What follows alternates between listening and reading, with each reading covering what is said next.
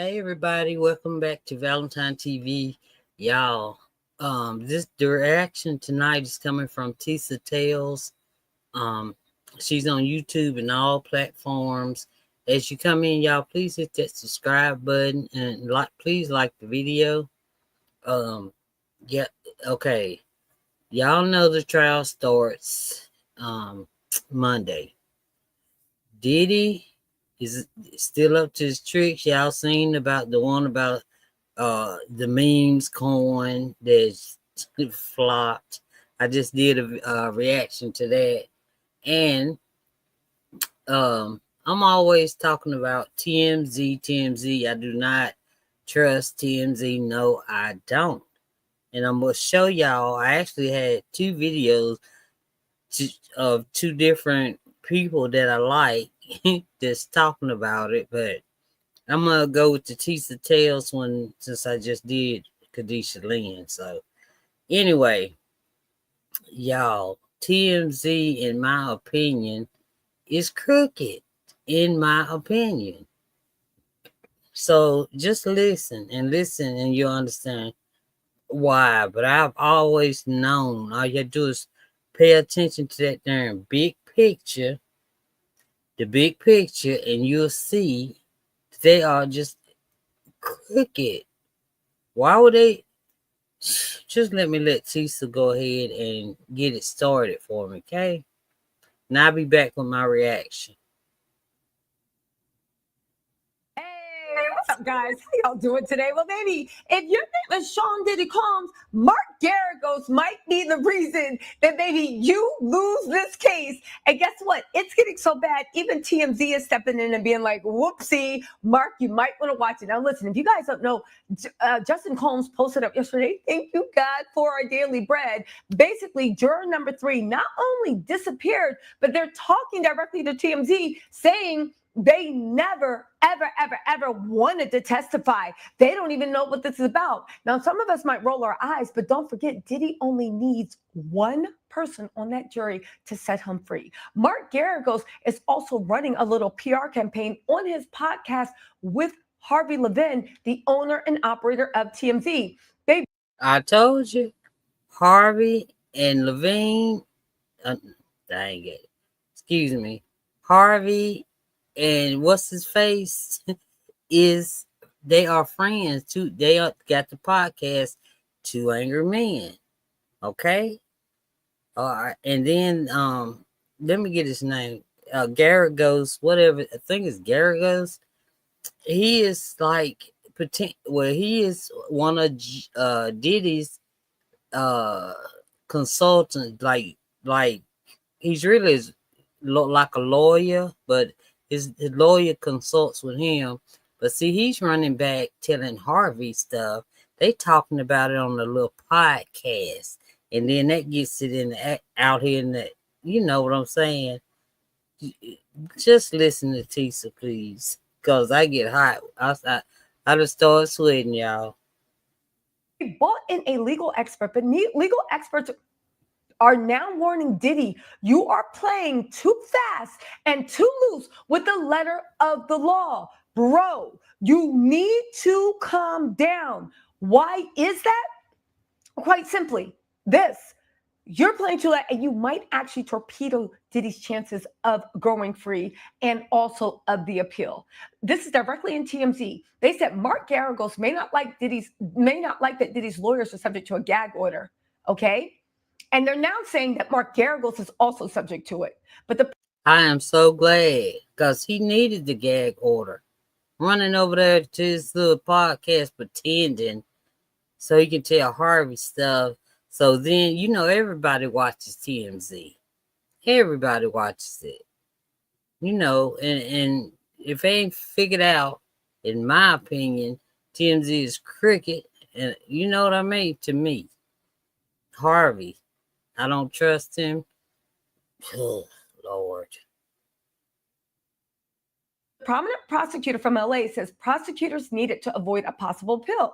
Christian Brown Neal, a deputy district attorney for LA County, spoke with TMZ Live about Judge Aaron Sambaranian's warning that Mark Garagos to keep in line, and that he was going to watch his podcast, Two Angry Men. When asked about Garagos citing a Supreme Court ruling saying defendants and their attorneys have the right to speak publicly about the case, the legal expert Christian said she thinks that Garagos is taking a very narrow look at the ruling. I'm going to play this for you in a second, but let me just explain like what she said, because I think it's like very, very important.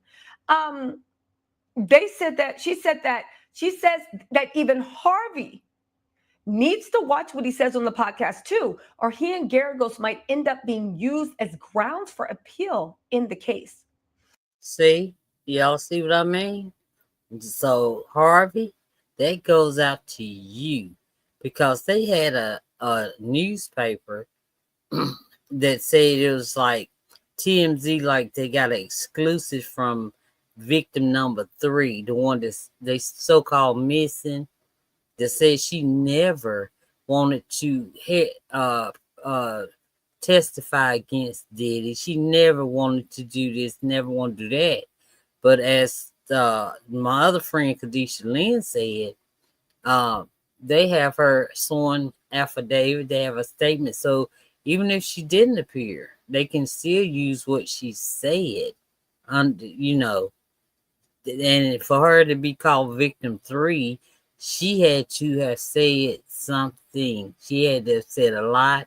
And if it's Gina Hahn, y'all, she now, that's the one did the interview on Tasha K. Okay, if y'all want to go back and watch that Tasha K, Gina Hahn, the interview she did with her, and what she said Diddy did to her, y'all. Cause I put it this way, she was pregnant, but after a while, after a few minutes, she was not. How about that? Okay. As for whether it should be up to the defense to decide if they're talking too much to the public and potentially poisoning their cases, Kristen says it's actually unfair to the prosecutors because someone like Mark Garagos could end up sabotaging his own client on accident. The way Kristen Neal Brown explains it, if Mark Garagos is some sort of unofficial member of Diddy's legal team, something he's kept mum on so far, then by speaking out and biasing the jury in some way, he himself could be used in an ineffectiveness of counsel appeal. So the prosecutors are able to secure a conviction. They don't want Mark Garagos talking because Diddy's side could try to use something like that to appeal a decisions. She said that prosecutors can't just secure a conviction. They have to protect it once they get it too. Now, you guys, she brings up a very good point, and I think Diddy is crossing his I's and crossing his T's. Again, remember when I said that the judge told Mark Garagos to stop because it's not just about tainting the jury. If for some reason Mark Garagos says something and Diddy's team can show that it biased his conviction in a bad way, they could appeal on ineffectiveness of counsel and get a whole new legal team, even though Mark Garagos is the one that Diddy is paying to do this. Do you see? Thank you. Do you see? Everybody, I hope y'all see that Diddy and his team, they are working hard. They working like right now. They gonna work, cause trial start Monday. They working. He trying it. See how this is all coming together. Diddy is diabolical. He is making a plan A, a plan B, a plan C, and a plan D. Because at the end of the day, even if the prosecutors get the conviction, Diddy wants, Diddy wants a self-eject button.